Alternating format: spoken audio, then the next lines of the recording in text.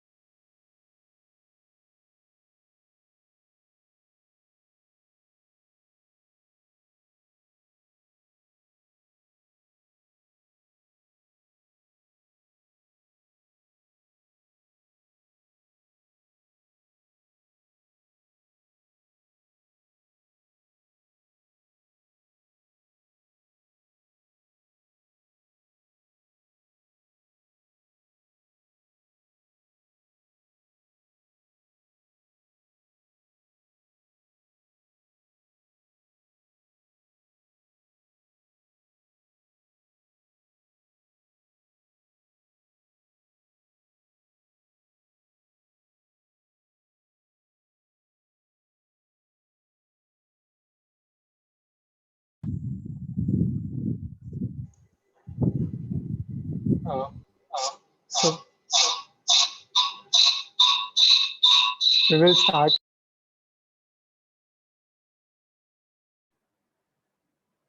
Okay.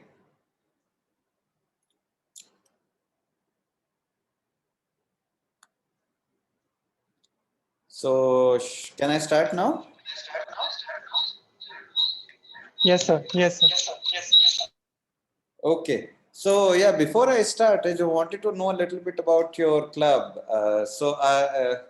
So this Brain Matters Club, this is Nicer's own club, and you guys are just you guys are students there, I'm guessing. Yes, sir. It's a student-run club that we have here at NICER. Okay, and what do you guys do other than hosting speakers? For now, what we are doing is hosting speakers. We have a lot of other activities planned. Like what? Like we'll have some activities with our first years and second years to introduce them to the field of neuroscience. Ah, And because ours is a very new club, so it has been recently formalized. okay. So Okay, can more people unmute and show, turn on the videos. It would be more interactive that way. I can also see more faces. Whoever has a video camera. Yeah. Okay. Uh, okay. So when did this club start? so it was informally started in 2015, and Okay. we've recently formalized it Very like nice. this year. And you have neuroscience courses at NICER? Yes, sir, we do. So We yeah, have What do you so what do you guys we have a neurobiology in third year, hmm. and we have endocrinology too. So it's like both of them are related to neuroscience. Okay. And most of you are undergrads or masters, PhD? So we are integrated master's student. Like we are doing 5 years course here, I and, see. and some of Okay. us are PhDs as well. I guess some of us are. Okay. Okay. we And do have a the couple of coursework, professors also here. is it more engineering type? I just want to know so that I can pace my uh, talk accordingly. Is it engineering heavy or sciences heavy or a mix of everything or what? So we have studied every subject in first year, like maths too. So it's kind of a we learn everything to be Okay. before starting. So we have people from physics and maths department as well. So yes. Okay. All right. Okay, so let's keep it very interactive. I do have a 1 hour presentation, but I will maybe skip one part so that I'll keep it for about 45 minutes. And anytime anyone has questions, just stop me. Don't raise hands because I may not be looking at that. Just ask the question, okay? Just speak up. It's okay. I can talk very fast if needed. So I will catch up and make sure I cover the ground. So if you have a burning question, don't be silent. Just ask. Okay. So I will share my desktop, I guess. So Sir, I will. Uh, I should first introduce you a bit, I guess. okay. All right. Go ahead. So good morning, everyone. Good Uh, morning. sorry, good evening, everyone. Uh, Thank you for joining us for yet another talk of Brain Matters Club. We are pleased to host Professor Supratim Ray today. Professor Ray has BTech degree in electrical engineering and a PhD in biomedical engineering from the Johns Hopkins School of Medicine. He did his postdoctoral studies at the Department of Neurobiology at Harvard Medical School and currently working as an associate professor at the Center for Neuroscience and as a associate faculty in the electrical engineering department of the Indian Institute of Science, that is in Bangalore. His lab studies the mechanism of attention, and for which he uses particular brain rhythm called gamma, and he uses various devices to record those signals, and you will get to know more about it by Sir himself. So thank you, sir, for coming and joining us today. Well, thank you. Thank you for inviting me. It's always great fun to very informally talk about research in a setting like this. This is awesome. So thanks a lot for inviting me. I guess the pandemic has made this one thing very, made it very useful that online talks and online presentations can simultaneously meet so many different people. Okay, so everyone can see my slides, right? Yes, sir, we can see you Okay. and your slide. Okay. All right. So let me then start. So well, my name is Supratim, and I'm going to tell you stories about a brain oscillation called gamma, which is very cool, and I'll tell you why it's a very cool oscillation and what we have learned about it over the previous few years that we have been doing research on. Okay, so gamma is one of many different rhythms that we have in the brain. This is one of the first rhythms that were that was discovered. This is the alpha rhythm, used to be called Berger rhythm as well. And basically, if you stick an electrode at the back of your head and look at the signal, this is how it's going to fluctuate. So this axis is time and this axis is frequency. The voltage. Not the right one. Second. Laser pointer. Yeah. And you will see an oscillation at 10 hertz or 10 cycles per second whenever the subject closes his or her eye. So this is a resting state rhythm called alpha. And it's one of many different rhythms that we have in the brain that we record from signals such as EEG. And what's cool is that they're all associated with different types of cognitive states. Okay, so when you're sleepy or drowsy, you get these slow waves. When you're relaxed but awake, it's alpha. When you are, beta rhythms are sensory motor rhythms that are observed with movement initiation and so on. And then there is gamma. So gamma wave is cool because it's thought to be associated with a lot of high level cognition. Okay, so if you catch hold of a monk who has been meditating for decades and record EEG like this, you will find that the monk's brain is producing a lot of gamma. Okay, so this is a newspaper clipping. Gamma waves, those linked to consciousness, attention, learning, memory, all cool, heavy-duty words here, never reported before in the neuroscience literature. His brain produces more gamma than anyone else.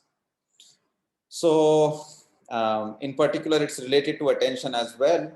So our focus has been to study high-level cognition, and we are sort of studying it through the lens of gamma waves. We want to understand what these waves are, how they're related to brain processing, and what can be learned about high-level cognition by studying these waves. So I'll tell you about how you could learn about a cognitive task or a cognitive faculty like attention in a traditional way. And then I will tell you another way, and that's where I'll introduce gamma in a particular way. Okay, so so this is how you would study it in a traditional way. You'll ask a subject to come and stare at a screen in front of the subject while recording, let's say, EEG. And you can put multiple stimuli on the screen and ask the subject to attend to one and ignore others. And then on a different trial, attend to this one and ignore the other, so that you can look at the response of a stimulus when you are paying attention to that stimulus, which is attend here, versus when you are not, it's the ignore. And there are certain signatures in the EEG, like this, N100 peak or alpha power. These are present in the brain, in response to the stimulus, and the cognitive state, in this case attention, modulates these neural signatures. Okay, so this is your traditional way that people have been doing. And here's another way. I will call it the hammer way, or so that I can put Thor's picture with his cool hammer here. This is where you are actually hitting the head in a particular way that produces a very stereotypical response that depends on the way you are hitting the head. So here you are not actually hammering, you're just showing a stimulus to the subject, which is flickering at a particular frequency.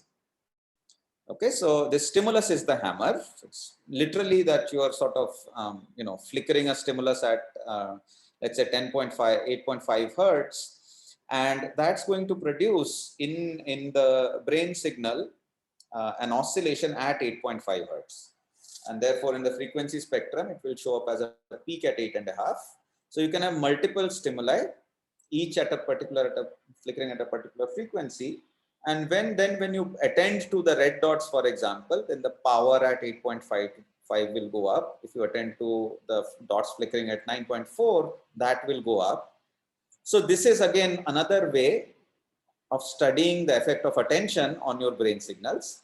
It's just that the brain signals are very stereotypical signals, which are produced by a particular stimulus. In this case, by this hammer, which is, this is called the SSVEP, steady state visually evoked response. And attention can modulate the SSVEP response. Okay, so that's SSVEP. And what I'm going to sort of tell you today is that gamma rhythm is also a hammer like the SSVEP, but it's a very nuanced hammer. It's a very sort of, this is a very sort of basic hammer. It just literally hammering the head at 10 hertz and getting a response at, well, 9.5 hertz and getting a response at 9.5 hertz. This is a more nuanced hammer, and I'll tell you why I'm calling this a hammer in a bit, which can be used to learn a lot about how the brain functions. Okay, so why am I calling gamma rhythm with this stimulus as a hammer? Because it turns out that if I present a stimulus like this, okay, just if you are all right now, if you just look at this dot, your brain in the visual cortex will generate very strong gamma. You don't have to be a monk to do this. You don't have to, be engaged in a cognitive task for that matter. Even if you are anesthetized, for example, and somehow I can keep your eyes open and show these stimuli, the brain produces gamma in response to patterns like these. These are called gratings. Okay, so as you are staring right now at the screen, your brain is generating gamma. Okay, anybody feeling enlightened here? It's related to a lot of these high-level cognitive mechanisms, but it's actually something that we induced very simply by presenting certain types of stimuli, like bars, gratings. These kind of objects produce gamma, and then it's modulated by attention and so on. That's all fine, but it can be also induced by the stimulus. Okay, by the way, if there are any questions, please stop and ask. So here's what my data slides are going to look like. So I'll just introduce what this is. X-axis is time. 0 to 400 millisecond is the duration for which I am showing this particular stimulus to a monkey or to a human. And I'm plotting the power of the signal as a function of time on the x-axis and frequency on the y-axis. Okay, so this is time, frequency, power spectrum. And oscillations, which are correspond to increase in power at a particular frequency and extended in time, they show up as these nice horizontal bright bands. So this band here is the gamma rhythm.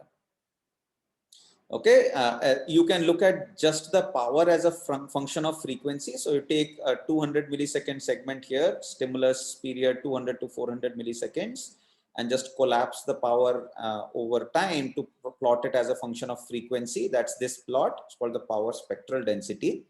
And in these plots, gamma shows up as a nice bump. Here it's at about 40 hertz or so. And then the plots that I will be showing are these normalized change in power spectra, where I first get the power spectrum during the stimulus period. I also look at the power spectrum during the baseline period before the stimulus was presented. That's shown here in black. And if you take the ratio of these, if this is shown in log scale, you can just take the difference. It is the change in power from the pre-stimulus baseline after you presented the stimulus. So now you can see gamma in all its glory here. It's this nice bright horizontal band at about 50 hertz. Okay, so throughout the talk, you will be just seeing plots like these. If this thing turns red, that means gamma power is increasing. Okay, this is decibels, it's increasing. Yes. Sir, a question. Yeah. Go ahead. Okay, I can't hear your question. Sir, when you brain activity in the classical manner, we were presenting a picture, and in the new way, we are flickering, the dots are flickering with a certain frequency. So the question is regarding what exactly is this frequency about? Like, yeah, that's the cool in the thing. classical So, way, it was just a plain picture. No. So this response at 40 hertz is not when I flicker the stimulus at 40 hertz. This response is even when this stimulus is static, just the way it is right now. Now, if I flicker it at 40 hertz, then you will see a very sharp line at 40. The SSVP is not broad like the gamma wave. So this is an endogenous rhythm, which has nothing to do with the flickering rate of the stimulus. The stimulus is actually not flickering here at all. It's actually just like this, just the way you are seeing it right now. Okay, and if you look at the SSVP response, it will look like this, but it will be a very pencil-like sharp, very sharp line at exactly where you present the stimulus. So if you do it at 20 hertz, you will see a line like this. And if you change it, it will change. Okay. Sir, so what is this frequency here in this graph? It's about 40 hertz or so. So gamma rhythm used to be called the 40 hertz rhythm back in the days. You can change this rhythm in clever ways. I will show you. You can increase its center frequency, which means it can shift down or up, as well as you can make it brighter or dimmer, which means increase its amplitude or decrease its amplitude by changing the properties of the stimulus. And that is why I'm calling it a nuanced hammer. Okay, so let me just show you that. Thank you, sir. Yeah, so here's the gamma rhythm. There are a bunch of other things in these plots. Don't look at any of that. Okay, there's onset response, offset response, harmonics of gamma, monitor refresh rate, line noise, blah blah, a bunch of things. Don't pay attention to any of that. Just pay attention to this horizontal bright band. Okay. So here's why I call this a hammer. So suppose you you show a very small stimulus. This red circle here is what is called the receptive field. This is what you record from a monkey's brain. And the neurons that you record from only care about what's inside this little circle. They don't care about what's outside. So suppose you present a small stimulus on a big screen. It's just a little dot. That's it. And you see that there's a gamma response, but it's a weak one. It's as if you are hitting the head with a small hammer. But now suppose you present a big stimulus. So you are hitting the head with a big hammer. So gamma responds by becoming larger and interestingly slowing down. So it's a slower and bigger response when you change the stimulus size. Okay, this is the power spectral density again. The peak is increasing as the stimulus size is increasing and it's becoming slower. It's a static stimulus, by the way. It's not flickering at all. It's just a big stimulus like this produces a strong, slower response. Small stimulus produces a weak, faster response. Now suppose you do a different manipulation and increase the contrast of the stimulus. Remember, the subject is not doing any task here. The subject is just looking at the screen, not meditating, not paying attention, not, feeling enlightened, nothing, just looking at the screen.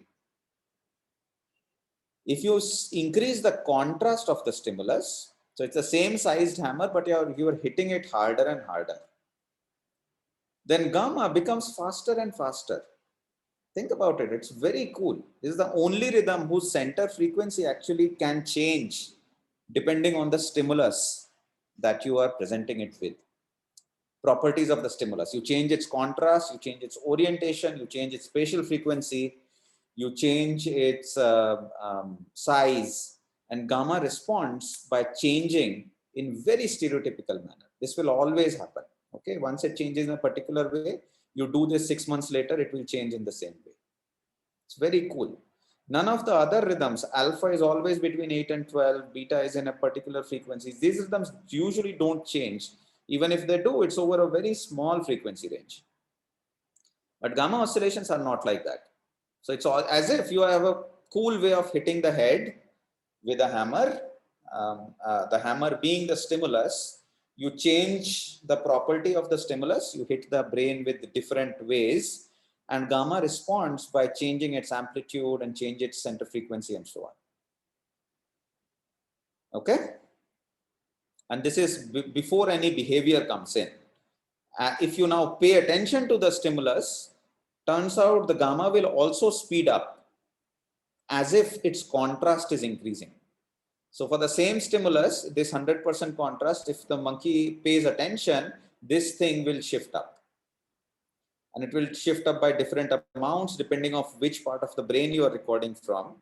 So it's an indirect readout of the processing that is going on. This is what makes gamma very cool. So here's something that we discovered a couple of years ago, which was very surprising to us. We were showing a monkey a bunch of images that were varying in color. Turns out if you show any reddish color to the monkey, the brain produces intense gamma waves, much stronger with what you get with gratings that are shown here. This is done in 3 monkeys. So you get very strong waves when you just show the monkey red colored images or even just a screen that is red. So just if you just paint this entire screen red, your brain will generate intensely strong gamma, stronger than the strongest gamma that has been had been discovered till then. So it's interesting because we think that gamma waves are related to the way excitation and inhibition interacts in the brain. So we have excitatory neurons and pyramidal cells, and the way they respond is modulated by a bunch of inhibitory networks. And these EI interaction, excitation and inhibition interactions actually control a lot of very important mechanisms in the brain, like gain control, normalization, adaptation, plasticity. And gamma waves are somehow related to these mechanisms in a very interesting way. And it's a way that by which we can study these mechanisms non-invasively, because these gamma waves can be seen even at the level of EEG, thus allowing us to understand brain function at a very sort of macro level. Okay, so this is where we think gamma is cool. There are other people who actually think that gamma waves are also playing a causal role in making communication channels across the brain areas and binding different stimulus representations. So that has a more sort of causal, more proactive role. So the jury is still out. People fight about whether it's a reflection of cortical processing or it's participating in cortical processing. So we are on the reflection side of things. So, we have argued that it's not,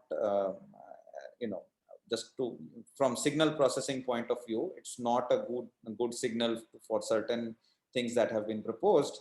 but this is a debate for another day. I won't talk about this today.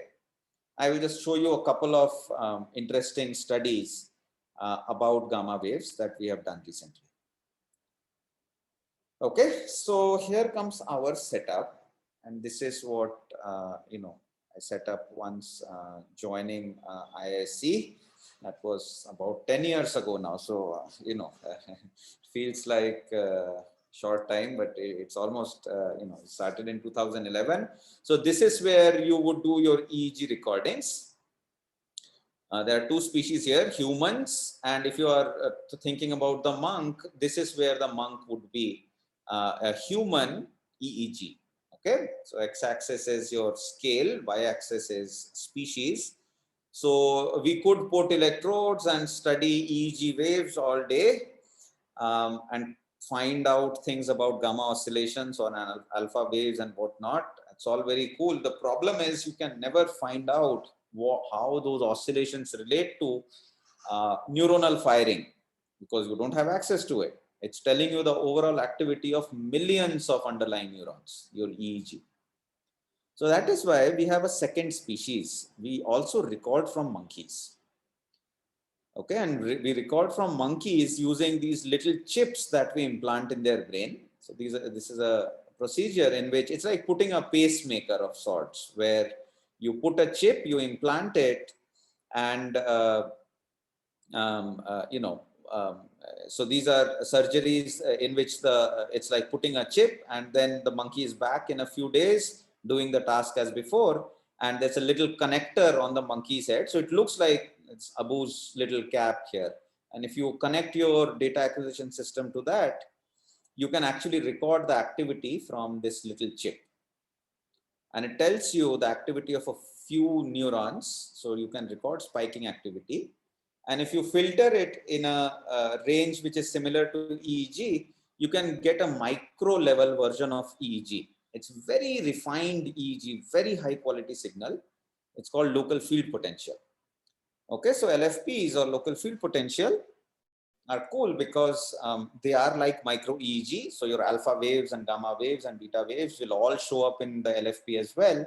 But you are also recording spikes simultaneously, so you can study their interaction. So you can actually ask how gamma oscillations at the level of LFPs are related to spiking. Are they modulating the spiking activity? If so, in what way? So this is the micro level in the monkey, and my long-term goal of the lab is to bridge the monkey and the human world by putting electrodes of different types, which allow us to study the waves down to the spiking level. It's waves that you see in the EEG down to the spiking level by recording from LFP and EEG. And there's another intermediate level which is obtained in humans from epileptic patients. This is called ECOG or electrocorticogram. These people have severe epilepsies. None of the drugs in the market work. So the only way to treat them is to find out which part of the brain is causing the seizures and then cutting that part out. It's a very drastic procedure. Okay, so these are electrodes that are sitting on the surface of the brain. So it's not on the scalp, which is what is done in EEG. It's sitting on the brain. Obviously, we are not authorized to do any of this. So this has to be done by clinicians. So for example, like NIMHANS people do this, and other countries, the big hospitals do this. And this gives a very high quality signal called the ECOG. And in clinical practice, you would keep this for a while and then let the brain get some seizures, find out which part is causing the seizures, and then do another surgery and cut it out. And during that time, remove the ECOG as well. So this is done in humans, and we have a very special setup. This is the only one in the world, as far as I know, which allows us to record simultaneously both ECOG and microelectrode from the monkey.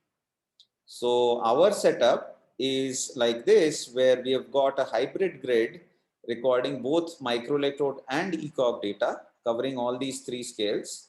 And then we also put EEG electrodes on the monkey scalp when we are recording, so we can actually span all the scales all at once. 4 scales of recording in the monkey, recording gamma waves at EEG, at ECOG level, at LFP, and also spiking.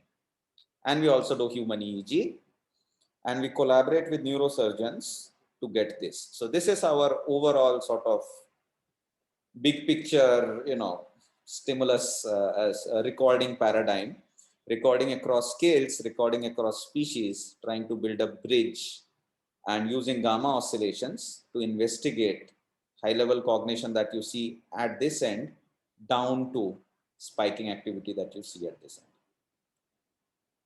Okay. So I'm going to tell you two stories. Are there any questions here? As I said, it's fun to be interactive.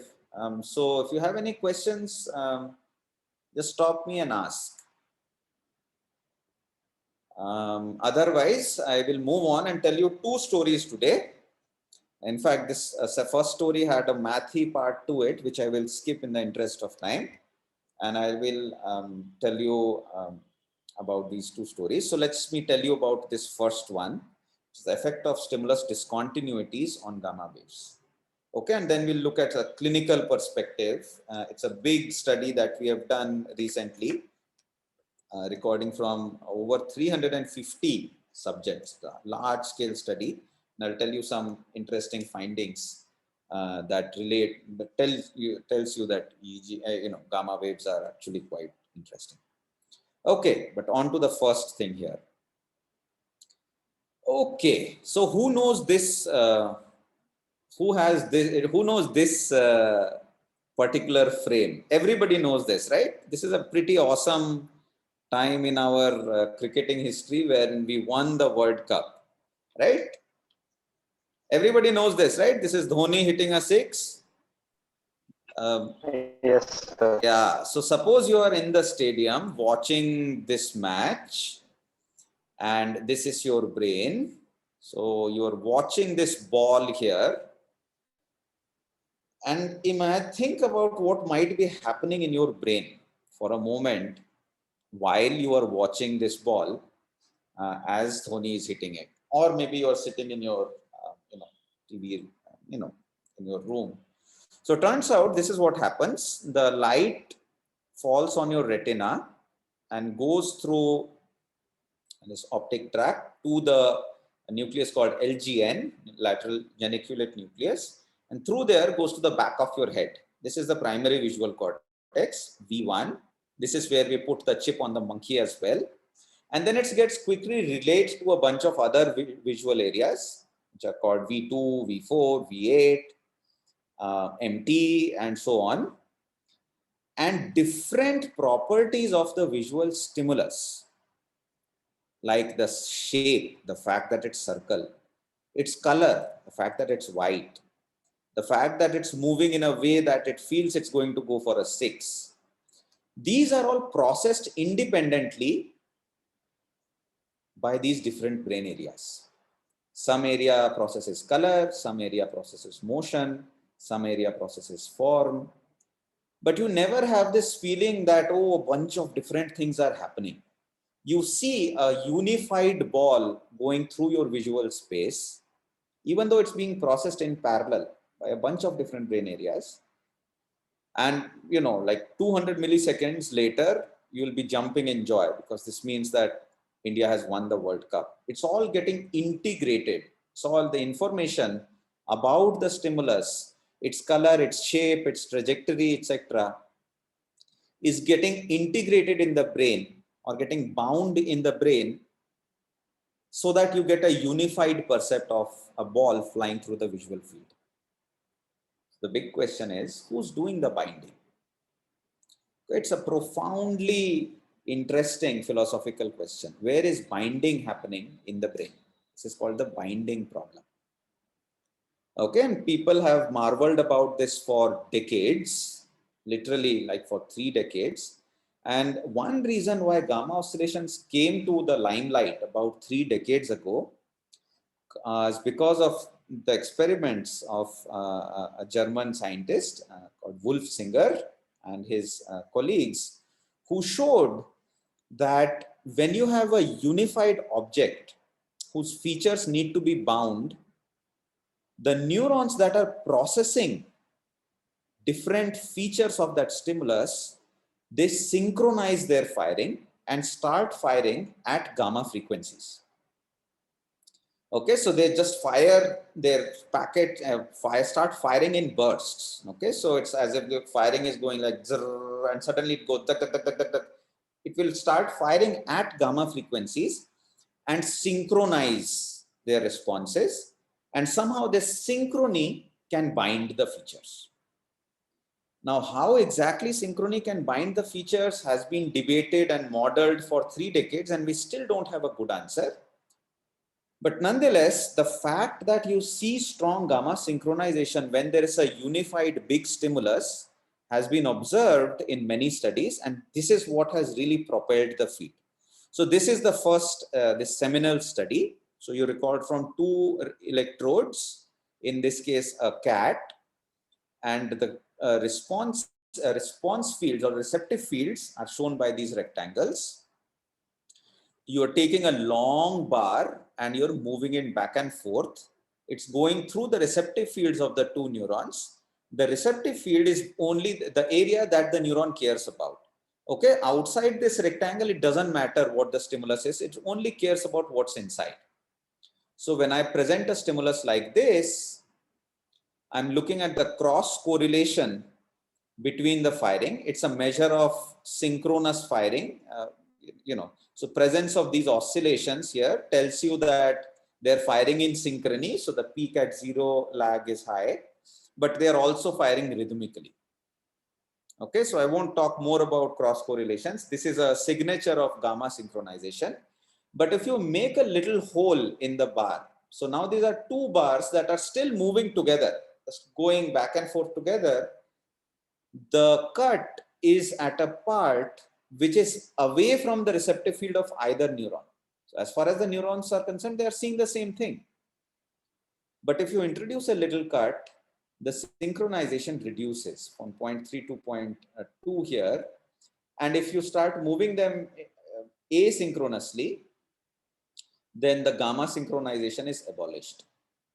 So this was the key finding that propelled the interest in gamma oscillations, that when you have a large unified stimulus which is being processed by different neurons and need to bind their representations for this to be represented as a unified whole, these guys will fire at gamma frequencies. Okay, so this is where gamma being used for binding got a big push, this idea, and it's still, still being pursued by people. People are still looking to whether gamma is actually achieving the binding in the brain. Okay, if you think about it, this is quite profound. Oscillations emerging in your brain as you are looking at this diverse lot of stuff around you and synchronizing the responses so that the next guy that these neurons are projecting to, they get these synchronized packets and can somehow better respond to the stimulus when they are synchronized. This idea has been around for a while, for about 3 decades now. Okay, this is 2021. This was done in like 1990s or so. It's a paper. There was a bunch of paper in high-profile journals, Nature, PNAS, and so on. Showing this sort of an effect. Okay, so now this is Wolfsinger's study, not ours. So I now tell you our study. So this is what people had shown over the last 3 decades or so. A big stimulus, continuous stimulus, produces strong gamma. A stimulus with a break, like a cut in the bar, like so, produces little gamma. This was known since Wolfsinger's days. What is not known is what happens if you make this cut smaller, like so. This nobody has done so far. So what do you guys think? Anyone? Maybe just to make sure that you guys aren't dozing off, can 1 or 2 of you tell me what you think should happen if you do this experiment? What do you expect? An intermediate response between the first and the last one. Very good. So Shubham says, this is what you would expect, an intermediate response. But this is not always the case. Okay, so does anybody play a string instrument like tanpura? So it go dang, dang, dang, and then you keep, turning it, and suddenly, just when you're at the right moment, it goes doing, doing, doing, doing. And, you move it a little bit, it breaks apart. This is a resonant phenomenon. Okay, so it doesn't matter what it is, even a small discontinuity can move you away and can break the rhythm, and you would have something like this. This is also possible. This is what I'd call a resonance model. You may say that, hey, it's unlikely that we would see something like this, but I will show you that this is exactly what we see, much to our surprise. Okay, so these two models, the population model and the resonance model, make very different predictions. Gamma power is graded, so gamma power could be used for coding or binding. If it's only present in very special cases, it might not be a good candidate for binding. Then it can tell you something about the network architecture, where the overall level of excitation and inhibition is the key parameter. In a resonance model, it's a very fine balance between excitation and inhibition, which can be disrupted by introducing discontinuities, and this could break your gamma. Okay, so think of the resonance model as the Tanpura model, and the population model as what shall we call it, as the tabla model. Maybe, you hit it harder and then you get more gamma, you get it, you have a discontinuity, then it reduces progressively, like so. Okay, so here's our setup. So this was he was my first PhD student, Vinay. So a lot of these recordings that we developed in our lab, so he played a very important role. It is not a trivial surgery, by the way. So you're implanting this chip inside the monkey's brain in a way that doesn't affect the monkey. Once the monkey recovers from surgery in a couple of hours, their vision is fine, their behavior is fine. Within a week, they are back looking at the screen, getting juice every time they stare at the screen for 3 or 4 seconds, while you are presenting stimuli that will excite the neurons that you can record from this chip. So all of this we developed at PRL, and it worked very fine. So this is our experiment. You show a monkey a big stimulus, which covers the receptive field. Remember, the neuron only cares about what's inside. So you either present a big stimulus, or you present a stimulus with a cut, but the cut is outside the receptive field. Okay, and then you can change either the size of this cut or the orientation. So you can do a bunch of manipulations. You could either make a discontinuity like this, or you could have a continuous stimulus, but the orientation could be different, or the phase could be different, or the contrast could be different. All of these are ways of introducing a discontinuity. Okay, and it's a tough experiment because you have to position your stimulus on the receptive field, making sure that as far as the neuron is concerned, it's always seeing just this little circle, because that's the receptive field. But outside, we are doing a bunch of manipulations, and we ask whether that changes gamma. Okay, this is clear to everyone, right? What we are trying to do. So here's the result. Big stimulus, strong gamma. Discontinuity, no gamma. This is a discontinuity of only a 0.2 degrees. Okay, so to think of what it means, if you stick out your thumb like this, it's about a degree there. Okay, so that's about the rule of thumb, quite literally, rule of thumb. This is about a degree. So 0.2 degrees is a very small cut. There is no gamma there. What if I keep decreasing the cut? Look at this. I would have thought when we first did it, we thought it would progressively increase, but actually that's not the case. A very fine cut. It's a 0.02 degree stimulus. It's like a hairline fracture in the stimulus. If I present this in an auditorium, the people who are at the back of the auditorium can't even see the discontinuity. But it's wiping out about half the gamma. It's a very strong reduction in gamma with a very small discontinuity. Okay, and this is what we have seen in a couple of monkeys. This is the gamma response, and it just plummets as you increase the discontinuity. There are 2 gamma bumps. I won't talk about this now. If there's time, I will talk about it later. You might ask what happens to the way the neurons are firing. Turns out the firing rate is not affected much, because as far as the neuron is concerned, it's what it's seeing hasn't changed inside the receptive field. There is something called surround suppression, which is reduced if you increase the discontinuity. So there's some minor increase in firing rate, but the firing rate increase is very little. The gamma response reduces a lot. Okay, and there's a bunch of ways to quantify this. In the interest of time, I will skip all of that. Just show you that gamma is such a sensitive measure. Here's another example. The discontinuity here, a 10 degree stimulus change, and there's barely enough gamma. So this is the Tanpura model. Okay. So what Shubham was saying and what we had earlier thought is actually not right.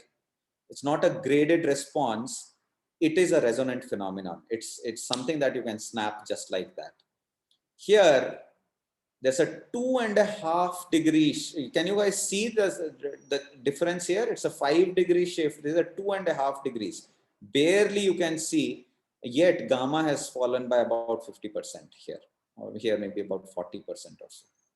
So it's an extremely, extremely sensitive model of gamma, stimulus integrity.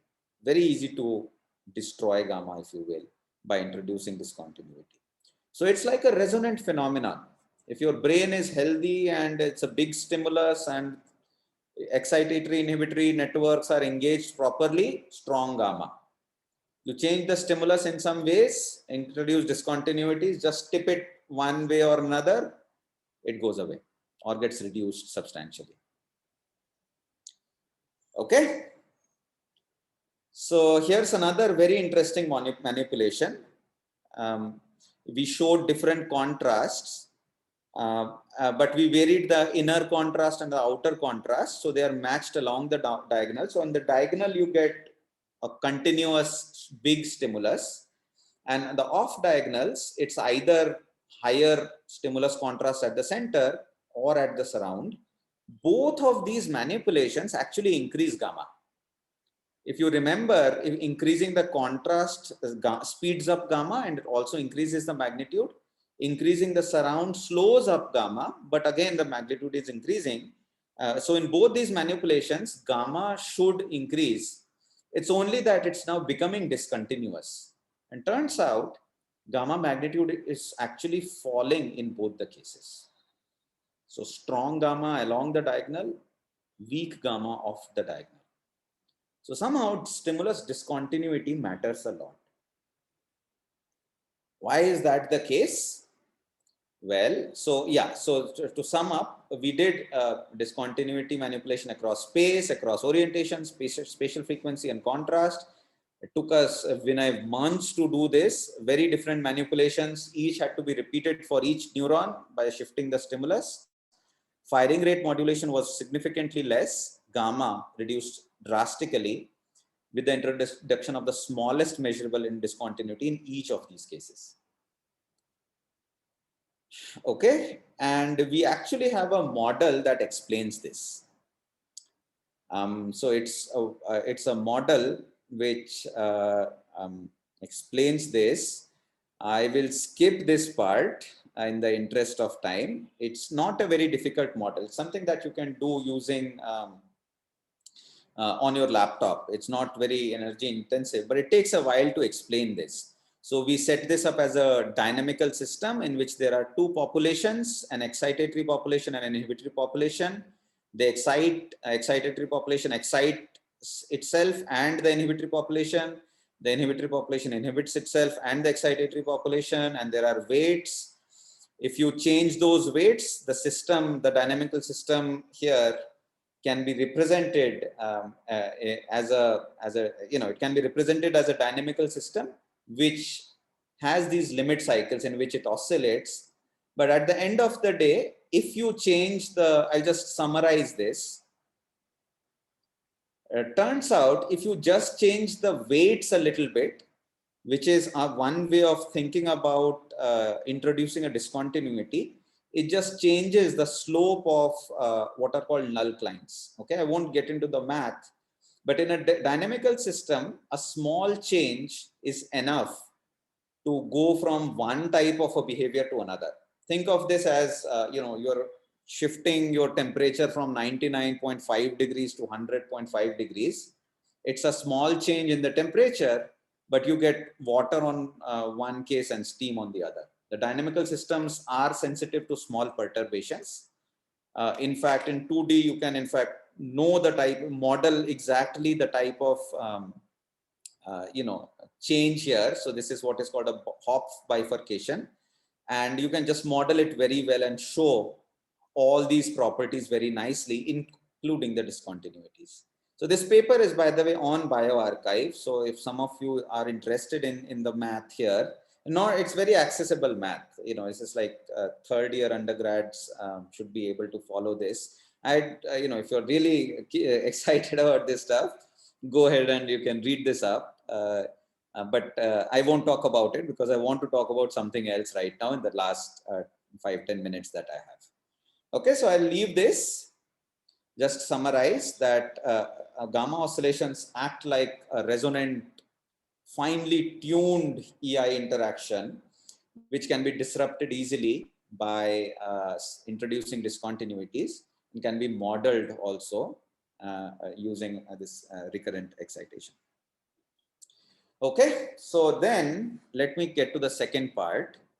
Gamma as a biomarker for detecting Alzheimer's. So might say, hey, it's cool that you've got this rhythm and it oscillates and it speeds up and slows down and it's all cool, but is it of any use, right? Why do we care about gamma? So I'll show you why we should care about it. And it builds on a lot of very recent work that shows that gamma oscillations are somehow associated with mental disorders like Alzheimer's disease. Now, this is very, very recent and very cool. People are showing that if you induce gamma by flickering a stimulus, this is an SSVP response, not this endogenous gamma by presenting static stimuli. But if you flicker a stimulus at 40 hertz, in mice who have Alzheimer's, this flicker can actually reduce their, the Alzheimer's leads to some what is called A beta plaques, and these plaques can dissolve away if you flicker at a particular frequency, not at 20 or 80, but if you do it at 40 hertz, it can reduce your plaque load. Okay, it's a Nature paper, 2016. So Li Hui Sai was the senior author. Now also, showing here is it's an LED, array of LED lights that just flicker at 40 hertz. In fact, I saw a company recently that's selling this for $25. So all you have to do is buy this and stare at it for a while. And if this research, this is done in mice, obviously, is true, it can treat Alzheimer's. It sounds too good to be true, but that's where things are. And Li Hui Sai is showing that it can be done with auditory stimuli. It can be, so you are just presenting a tone which is amplitude modulated at 40 hertz. These are called ASSRs, and that also work like magic. Okay, so that's all cool. So We were doing our thing here at around the same time. So we didn't look at, well, we looked at SSVPs also, but we also looked at this static images, static gratings, and how that induced gamma oscillations. And we wanted to know whether gamma oscillations get compromised if you have a mental disorder. Okay, so I will also skip this little bit. We did this in the monkey also. So we showed a monkey large gratings and found gamma oscillations. And there are two gamma oscillations that we discovered. One is called a slow gamma and a fast gamma. It only shows up when you have a full screen stimulus. It's localized to the occipital areas, but don't pay attention to this. Let me get to the cool bit here. So what we did was we we recruited elderly subjects who are greater than 49 years of age, 50 to 84. I think there was a 91-year-old subject as well, 93 perhaps. So they would come sit in front of a monitor. We track their eyes so that we know that they're not looking elsewhere or dozing off or whatever. Those trials get discarded. They stare at the screen. We show them these patterns. They are not flickering. They are just static. In a different protocols, we do have flickering ones as well. They go home and we next day record. We did that for about 5 years. Well, recording was for 3 years or so. Very hard experiment. 350 subjects. This was done by a very dedicated student in the lab, Murthy, and ably assisted by Kirtana, who was a project assistant, is now a PhD student.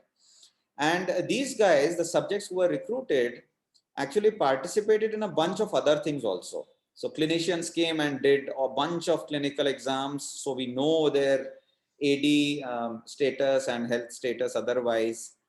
Then somebody did MRI, somebody did psychophysics. So this was part of a very big project. It was led by Vijay Ravindranath, was our chairperson at the time.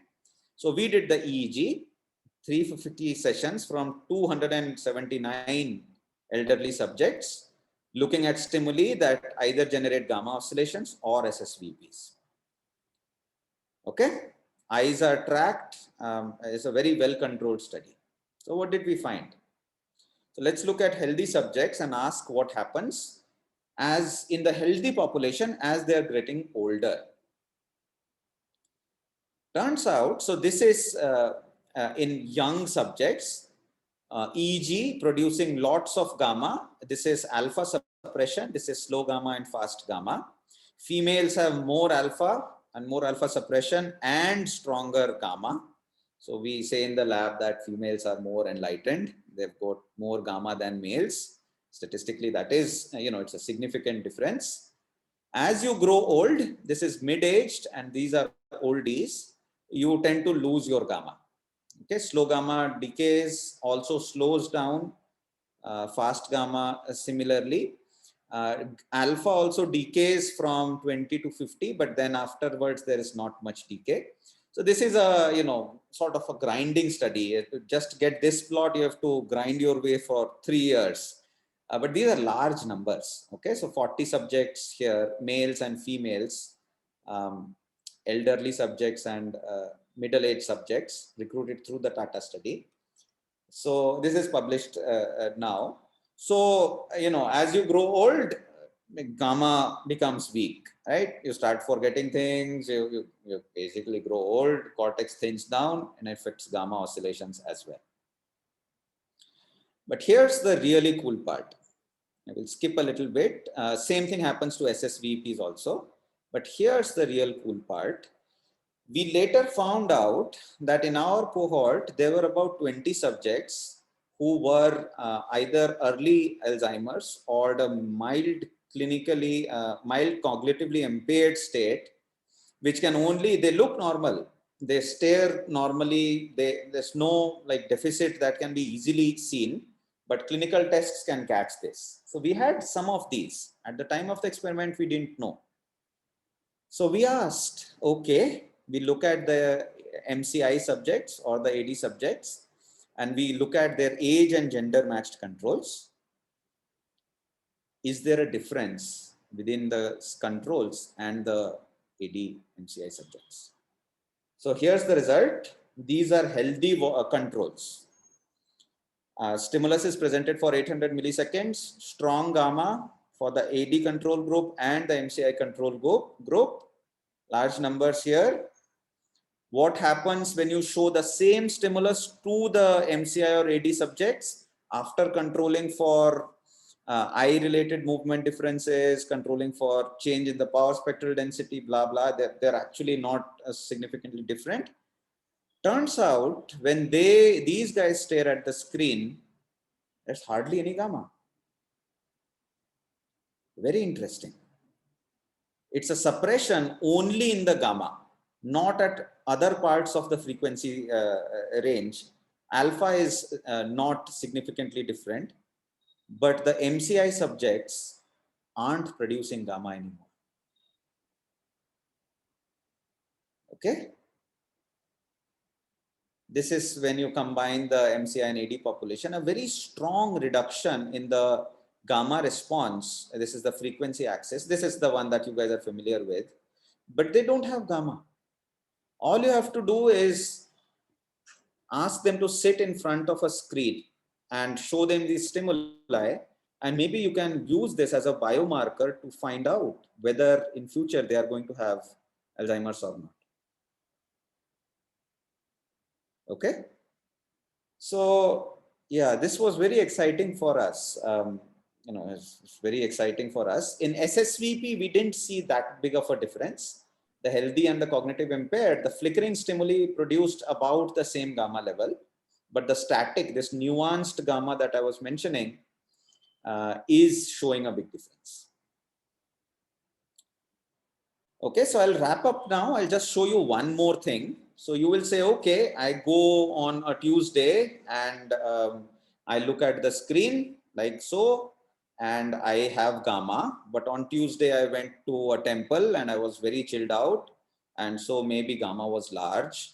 And if I come on Thursday after picking a fight with my neighbor, or didn't get a good night's sleep, or didn't have my coffee, will that affect my gamma? Possible, right? Then it's of less use because it's just indexing everything, whether you slept well or whether you picked a fight, or who knows. How reliable is the gamma is a good question. Now in this big cohort, we recorded from subjects over 3 years, and we had about 50 subjects who were recorded more than once.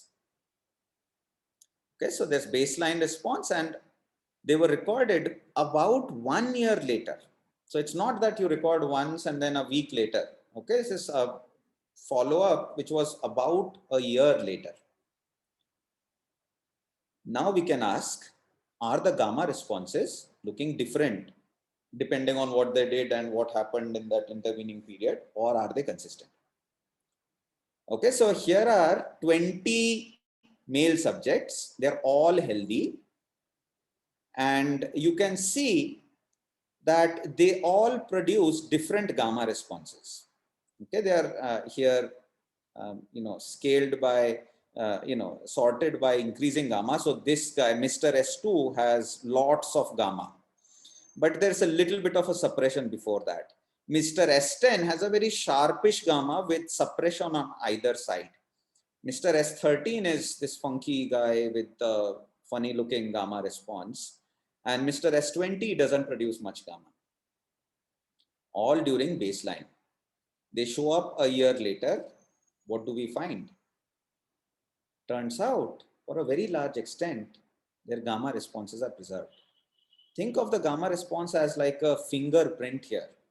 Okay, so Mr. S2 will still have a strong gamma. Mr. S10 will have this, sharp gamma with inhibitory bands and another fast gamma that falls. Somebody's gamma builds up over time, and chances are it will have a similar effect. These are the, the females here.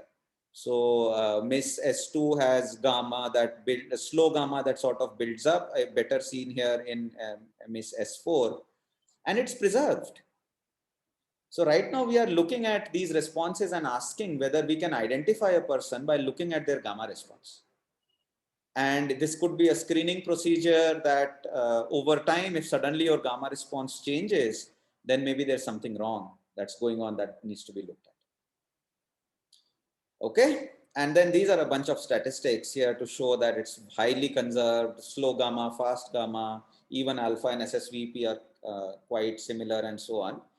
But the overall message is that gamma responses, even though here they're not playing a causal role, they're a reflection, they're a mighty cool reflection. They get reduced if you have a mental disorder, but otherwise they get preserved.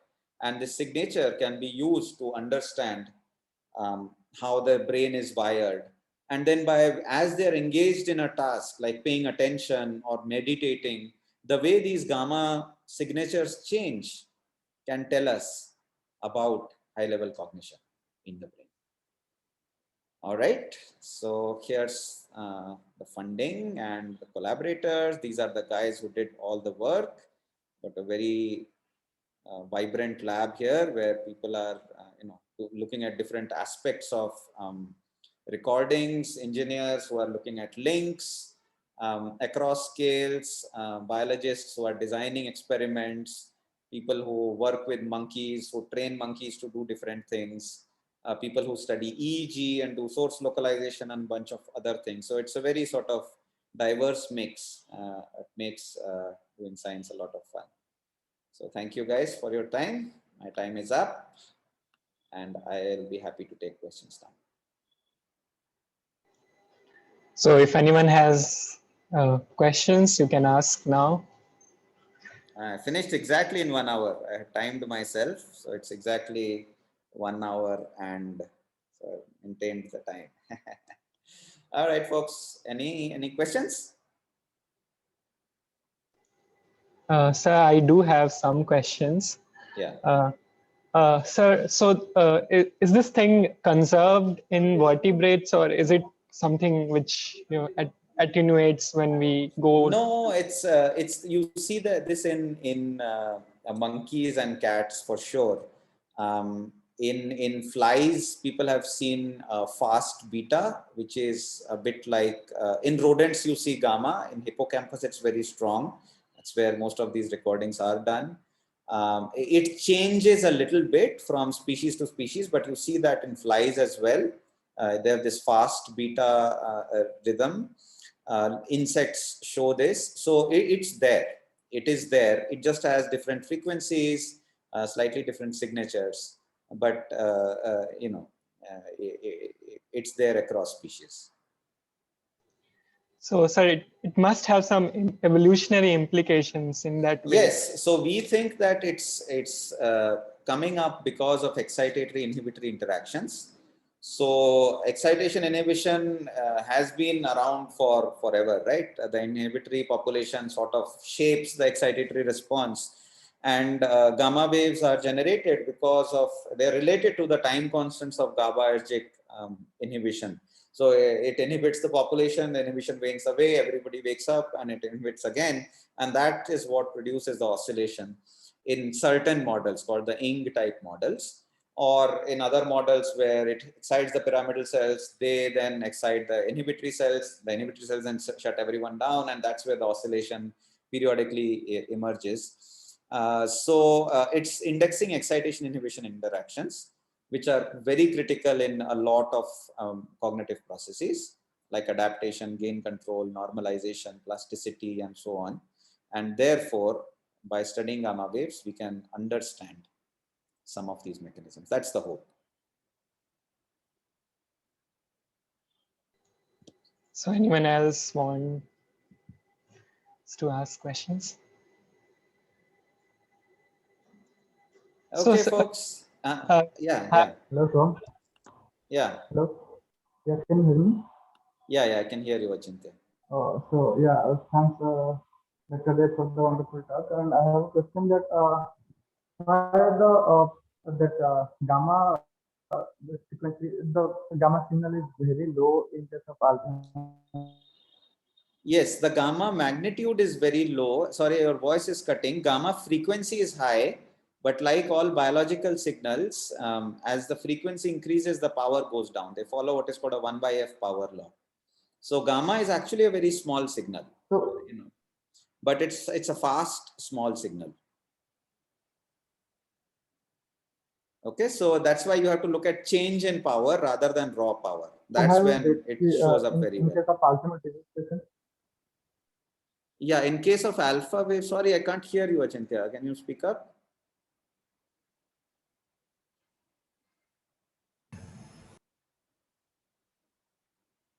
Okay, I think I've lost. Can anyone else hear him? No, sir. Okay. Well, you can maybe email me the question, then I can answer it over email. Okay, Achintya, I think I can't hear you. All right, Uh, folks, then, if there are no more, are there more questions? Yes, sir. I would like to know, since the gammas have, they can influence other regions, like one region of neurons can influence other regions through gamma signals. Yeah, so many people will think that that is the case. So oscillations, if they are aligned in different brain areas, the excitabilities are also matched, so that if this neuron fires, that one can respond. And if the gamma goes out of phase, so you can stop that communication. It's a very popular concept called communication through coherence, CTC hypothesis. So Pascal Fries is actually, he was Wolfsinger's student who has championed this idea, and people are still fighting and debating whether it is true or not, and I guess the jury is still out. I am on the side that would say it's not playing a role in communication, but because it's not very strong, but it's a very interesting reflection of the processes, which would include communication as well. But again, these things have to be really tested thoroughly to really figure out what is going on. That's the fun in doing research. Yes, sir. And so we can train ourselves by that mouse example. Is there a way we can train ourselves? Yeah, so neurofeedback is a very popular field where you can train yourself to produce more alpha and produce more gamma and so on. People actually in the 1970s were crazy about alpha neurofeedback. So you could give a feedback about your own alpha amplitude and train yourself to make your alpha stronger. And people thought that this would cure depression and make you more relaxed and things like that, and they fought for about a decade, and then the field sort of died away after that. But then in the 90s and 2000s, the gamma thing picked up, and then there are people who are looking at ways to train your brain to produce more alpha and gamma. And people who do this say that, hey, you can become more creative, you can become a better dancer, you can boost your intelligence and so on. This is called neurofeedback, and it's a field in itself. In monkeys who have been trained, you get more juice if you can increase your gamma. Monkeys can train themselves and get more gamma. It's quite cool if you think about it. So, sir, can you have you seen do you know about any differences that you have read about somewhere that has been seen among like different people of the same age group? Like some people are but you have shown the picture. That's Yes. right. So we have Yeah. I've shown the picture. Gamma varies. The absolute magnitude changes quite a lot. Some people who are completely healthy won't produce a gamma response. About 20% people don't show any gamma, even though they are completely healthy. Same with alpha as well. And the absolute magnitudes, the standard deviation is so high that you can't really say this person has more gamma, so this person must be smarter and things like that. But their gamma seems to be consistent across age, only slowly decaying with diminishing with age, healthy aging, and falling down if they have a mental disorder. So it's you got a gamma signature, and how it changes over time is important. How big is the signal is of less importance because it varies considerably from person to person. Okay, folks. Thank you, sir. Thank you Okay. for coming. All right. Yeah, it was fun. So yeah, keep up the Brain Matters and group. And yeah, neuroscience is going through a very interesting phase. Suddenly you have a lot of data and mathematicians, physicists. We didn't have data from large arrays before. Now there are consortia putting out big data sets, and it's free and everyone can use, and the pipelines are also, it's a very fun time to do neuroscience. Physicists, mathematicians, everybody is coming together, engineers. So this is the grand age of, this is the age of neuroscience. So Brain Matters, indeed. Okay, so yeah, take care everyone. Bye bye. Thank you, sir. Good night. Good night.